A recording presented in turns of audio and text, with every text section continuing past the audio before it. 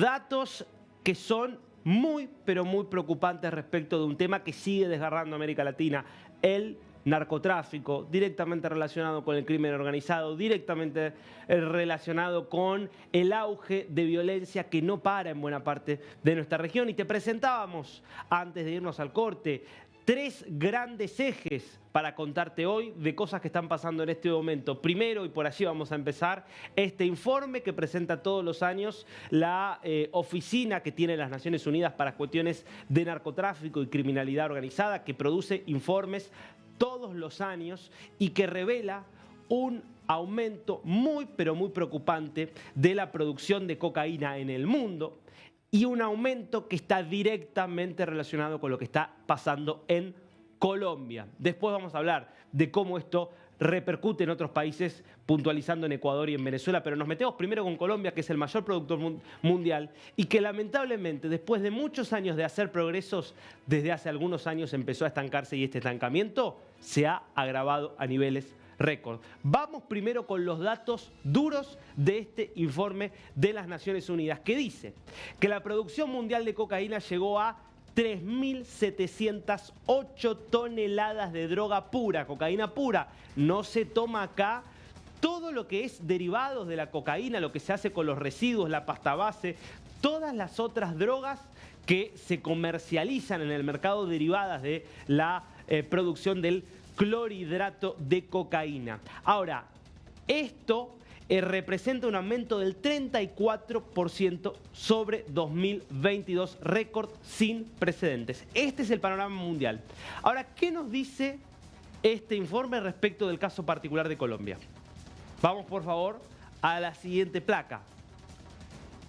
Con 2.600 toneladas producidas en Colombia, con 253.000 hectáreas de hoja de coca cultivadas en Colombia, la República de Colombia representa hoy el 70% de la producción mundial de cocaína y un 67% de la superficie cultivada a nivel mundial. Es decir, lo que te estamos hablando y lo que nos está mostrando este informe es dos cosas. La primera, cómo está creciendo tanto los cultivos como la producción de cocaína, de manera tal que la cuestión obvia que siempre supimos, si aumentan los cultivos de hoja de coca, eso seguramente va a significar que va a aumentar la producción de cocaína, con todo lo que eso repercute en toda la cadena criminal.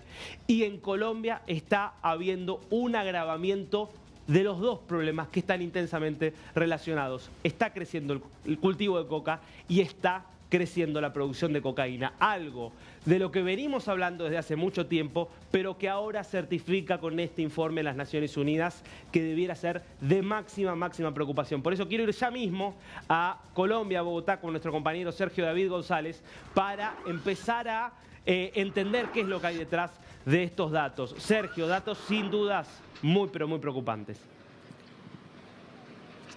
Total, Darío, nos deja muy mal a Colombia en el ámbito mundial con esta situación que reporta hoy Naciones Unidas sobre la producción de la cocaína, y Colombia se sigue manteniendo en el primer puesto en este récord, no solo de producción, sino también de comercialización.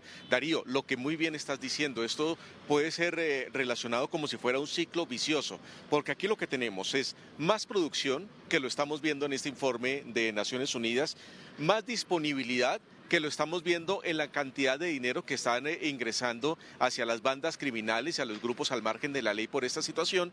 ¿Y esto a qué nos lleva? A más consumo, que ese termina siendo la parte principal de todos los gobiernos, no solo de Colombia, sino del mundo entero, porque esto es un gran ciclo vicioso del que se está llevando a cabo. Tenemos más producción, más disponibilidad, más consumo, y lastimosamente Colombia termina siendo el gran protagonista con la mayor cantidad de hoja de coca sembrada en territorio mundial. Eso en definitiva es algo muy fuerte, y a esto hay que adicionarle, Darío, que esto está financiando los crímenes y está financiando a las bandas criminales en Colombia y en Ecuador. Y que lamentablemente ese financiamiento muchas veces después termina también en la política, hay que decirlo por otro lado, ¿no? Con muchas evidencias al respecto en los últimos años. Pero hablamos de esto, cultivos de coca, cómo está creciendo la siembra, cómo está creciendo el cultivo.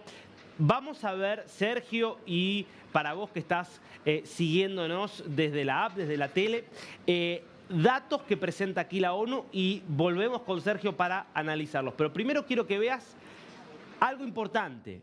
Colombia es el mayor productor mundial de hoja de coca, por supuesto, pero no es el único.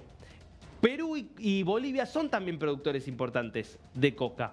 Entonces, yo quiero que veas, porque esto es ilustrativo, en este gráfico que vas a ver ahora, qué ha pasado en los últimos años con los cultivos en Colombia, Perú y Bolivia. Vamos. Acá lo podés ver. Vas a ver dos cosas. Vas a ver barras verdes y barras amarillas. Me corro por un momento nada más para que veas el panorama completo. Las barras verdes lo que te muestran es lo que pasó 2020, 2021 y 2022 y 2023 respecto del cultivo, es decir, este aumento general. Y lo que vas a ver, me corro un poquito más, en amarillo o en colores, vamos a decir, cremas, amarronados digamos, distintas tonalidades del crema, vas a ver lo que pasó con la erradicación de cultivos de coca. ¿Se entiende? En los mismos años 20, 21, 22 y 23. Pero vamos primero con los cultivos, que es lo que está en verde. ¿Y por qué es importante? Porque lo que vos vas a ver ahí es, primero, en verde claro, las barras más grandes de todas, Colombia, la cantidad de área cultivada en hectáreas. Lo que vas a ver en verde intermedio, digamos, en una tonalidad intermedia, es lo mismo para Perú, y lo que vas a ver en verde oscuro es Bolivia. ¿Qué es lo que vemos? Un crecimiento extraordinario en Colombia, porque fíjate, 2020 Colombia estaba en 150.000 hectáreas, llega al año 2023 en 250.000 hectáreas. Ahora bien, en Bolivia, que es justamente el color que está más oscuro, que lo ves acá, fíjate lo que pasó. Estaba prácticamente en 50.000 hectáreas 2020, 2021, se mantiene 2022, pero fíjate lo que pasa en 2023. Prácticamente en Bolivia deja de haber una cantidad significativa de área cultivada de hoja de coca. Esto tiene que ver claramente con el cambio que hubo de lo que fue el gobierno de Evo Morales al gobierno de Luis Arce y la ruptura entre Evo Morales y Arce. Cómo Evo Morales expulsó a la DEA, claramente empezó a tener vínculos, por lo menos gente de su gobierno empezó a tener vínculos con el narcotráfico. Distinta fue la política de Arce. Y en Perú, que es lo que ves en el medio, también una cierta tendencia donde hubo crecimiento, pero no un crecimiento tan importante como en Colombia. Y de la mano de esto, lo que ves aquí, que es lo que tiene que ver con la erradicación. ¿Ves exactamente lo mismo? ¿Qué pasó con la erradicación de los cultivos? Vos fíjate cómo las políticas de erradicación en el año 2020, que es lo que ves acá, en el color crema más clarito, es Colombia. En 2020 se habían erradicado casi 150.000 hectáreas. ¿Cómo se pasa a esta situación donde ya en el año 2023 prácticamente no se erradicaron, se erradicaron muy poquitas hectáreas, mientras que tanto en Bolivia como en Perú, que había poca erradicación en 2021, pasás a tener mayores niveles de erradicación en 2023. Es decir, acá estamos hablando de un aumento del narcotráfico, estamos hablando de un aumento de los cultivos de coca. Ahora, en Colombia evidentemente está pasando algo que no está pasando en Perú y en Bolivia. Entonces quiero volver con vos, Sergio, para que nos cuentes un poco qué es lo que ha pasado en los últimos años con estas dos cuestiones, con lo que es la política hacia los cultivos y con lo que es la política de erradicación de cultivos de coca. Mira, Darío, aquí lo que estamos viendo es una política de Estado. Desde que llegó el presidente Gustavo Petro a la presidencia de la República, toda esta situación empezó a cambiar. Él tiene un concepto que la coca, la hoja de coca, debe ser tratada como algo ancestral, no algo ilícito, y por eso han llevado esta situación a estamentos internacionales en Naciones Unidas, precisamente para que la hoja de coca en Colombia cambie de situación, no sea ilícita, sino que se vuelva lícita para hacer un producto totalmente diferente con ellos, como lo está haciendo Bolivia. Es decir, Colombia, a través del presidente Gustavo Petro, quiere una línea muy cercana a lo que está haciendo Bolivia con la hoja de coca en producción de cosméticos, en producción de tisanas aromatizantes, pacientes, en fin, en situación medicinal también. Y esa es una política de Estado. ¿Eso a qué lleva? A que no se realicen políticas fuertes de erradicación de la hoja de coca.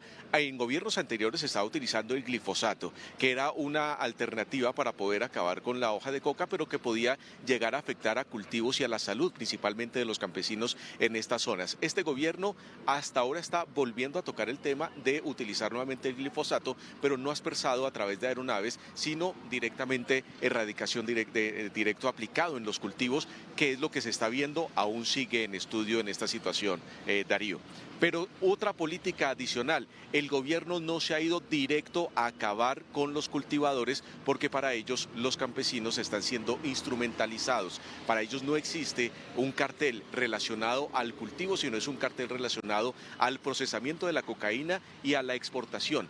Pero ellos consideran que está siendo instrumentalizado el campesino en regiones como el Cauca, el Valle del Cauca y Nariño, donde está la más alta producción. Continuando esto con la región del Catatumbo. Y otro tema adicional, Darío, y es que la ofensiva por parte de las fuerzas militares se ha disminuido en este punto.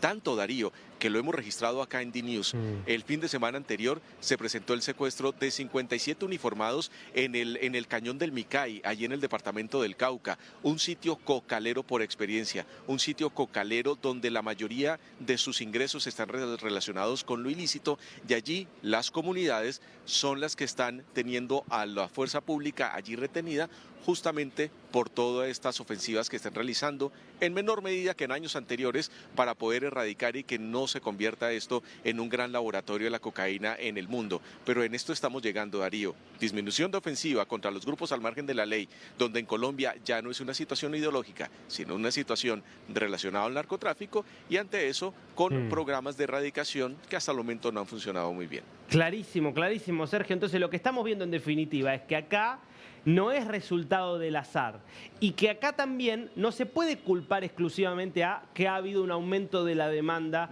de cocaína en el mundo, porque si la explicación fuera exclusivamente externa, se vería el mismo comportamiento en los tres países que estamos tomando, y no es el mismo comportamiento. Ahora, lo que vemos es que sí hay resultados de políticas que se llevan adelante y que esto es importante entenderlo. Más allá de que muchas veces los campesinos puedan ser instrumentalizados y que muchas veces los campesinos puedan ser víctimas de los carteles o de las organizaciones guerrilleras, que en definitiva son también carteles, eso no significa que la respuesta adecuada sea, bueno, dejémoslos producir para no afectar a los campesinos, porque si los dejamos cultivar, o mejor dicho, sembrar y cultivar la coca, la consecuencia es el aumento de la producción. Y yo quiero que veas este segundo gráfico. Lo compartimos con la audiencia y lo analizamos también con Sergio.